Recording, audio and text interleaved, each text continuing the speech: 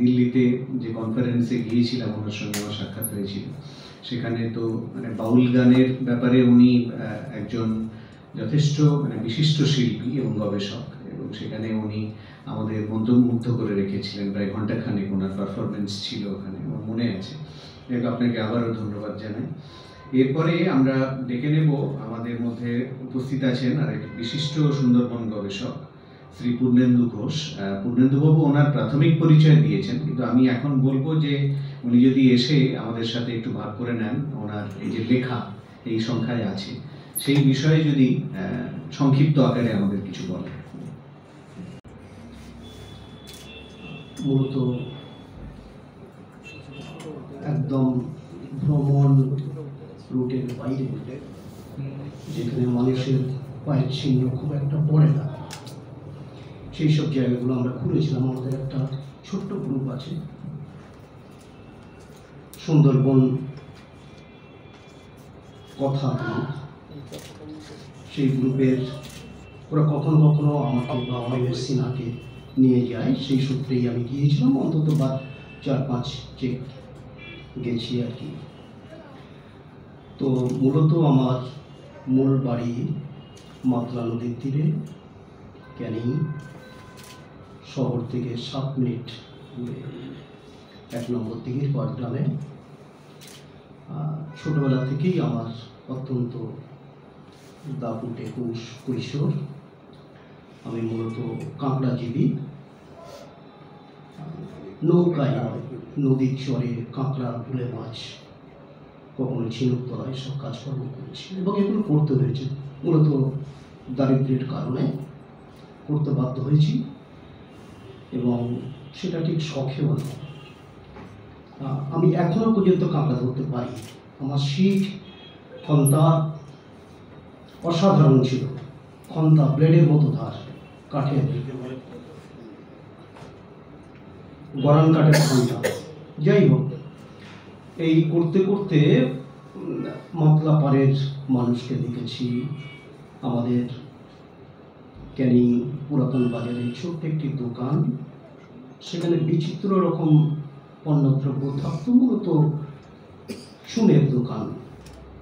এখনো মাতলা নদীর ওপারের মানুষ যারা লাট অঞ্চলে, তারা মনু ঘোষের চুনের দোকান বললে বয়স্ক মানুষকে তারা বলে দিতে পারে। এই মনু ঘোষের চুনের দোকান, সেখানে আর মাসি তৈরি করতেন আমার বাবা মনু ঘোষ। তার কারণ উনি যাত্রা দলের মাসি বাদক ছিলেন। শেষ যে অপেরা পার্টিতে কাজ করতে দেখেছি, সেটা সুরকার রঘুনাথ দাসের উনি সুর দিচ্ছিলেন। সেই দলটা হলো কোহিনুর অপেরা দেখেছি। তো ছোটবেলা থেকে এইসবগুলো দেখতাম, রাগরাগিনী চর্চা করতেন। কোথা থেকে শিখেছিলেন তা মনে করতে পারি না।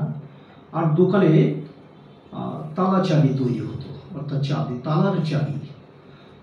আমরা 3 পুরুষের তালার কারিগর। আমি এখনো তালা চাবি করতে পারি, আয়রন সেটের চাবিও করতে পারি। একসময় গ্রামে গ্রামেও যন্ত্রপাতি নিয়ে ঘুরে ঘুরে চাবি সারাই করে বেরিয়েছি। যাই হোক, তো যাপন এইগুলো থাকে, অনেক মানুষের নানা রকম অভিজ্ঞতা, আমারও হয়তো একটু অন্য ধরনের অভিজ্ঞতা।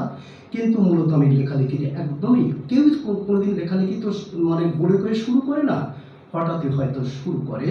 কিন্তু আমি মূলত ছবি আঁকতাম। ওই তালা সারাই করতে করতে, ওই কাঁকড়া ধরতে ধরতে, মূলত দোকানে তালা চাবি করতে করতে মাটির মডেলিং করতাম। তখন ক্লাসে 3-4 পড়েই আর কি। আমার সহপাঠী বন্ধু অরবিন্দ দাস, খুব সুন্দর তার হাতের লেখা, এত ভালো, মানে কি বলবো, ছাপানো হাতের লেখা। আমি খুব মোহিত হয়ে যেতাম। আমি মনে মনে করতাম এই হাতের লেখার জন্য এই অরবিন্দ একসময় খুব নাম করবে।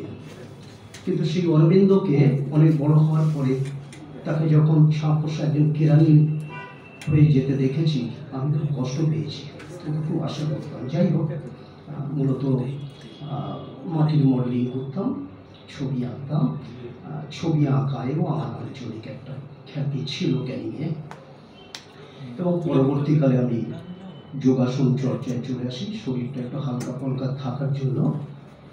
1975 থেকে আমি যোগাসনে চলে আসি এবং সেই যোগাসন চর্চা করতে করতে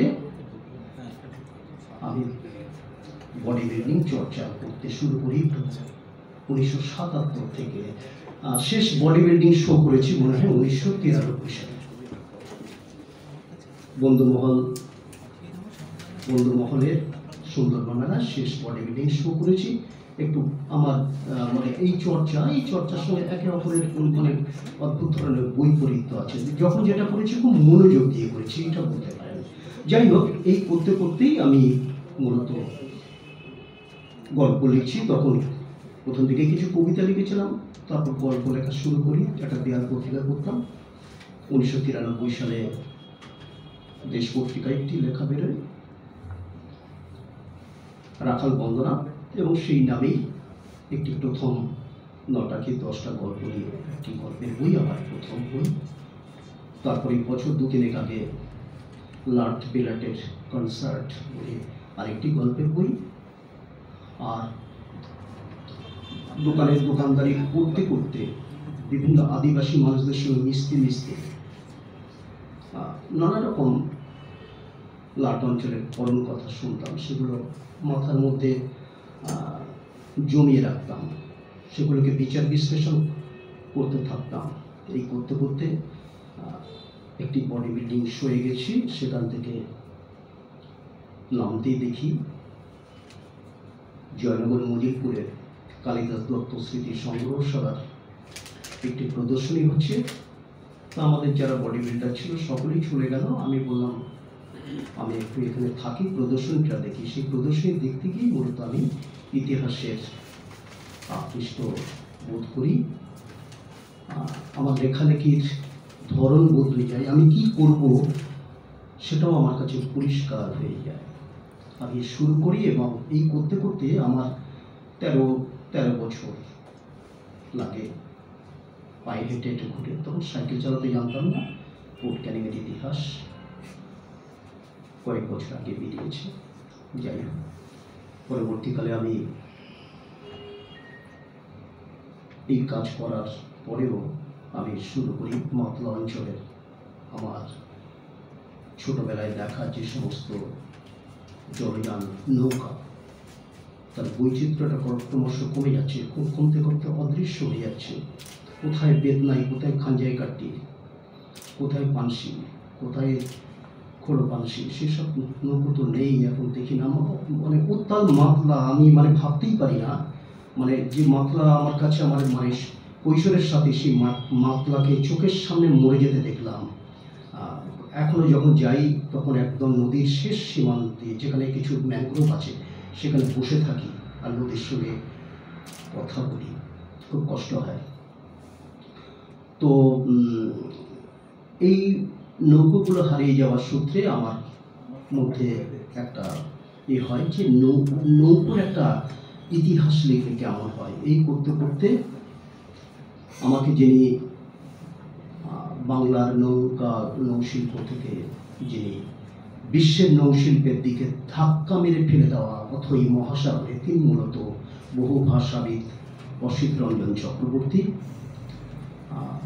এখানে সকল মজুমদার আছেন, উনি জানতে পারেন অসিত চক্রবর্তীকে, বাগুইয়াটি বাড়ি, যিনি গ্রিক ক্লাব কি ক্লস করেছিলেন এবং তার একটি স্লোগান ছিল জ্ঞানের মজুদদারি ভাঙো। এই স্লোগানে আমি খুব আকৃষ্ট বোধ করি এবং আজও আমি বিশ্বাস করি জ্ঞানের মজুদদারি ভেঙে দিতে হবে, সকলে মিলে চর্চা করবো। কিন্তু অনেক আগেই বঙ্কিমচন্দ্র বলেছেন বাংলার ইতিহাস কে লিখে, আমি লিখে, তুমি লিখে, সকলে মিলিয়ে লিখে।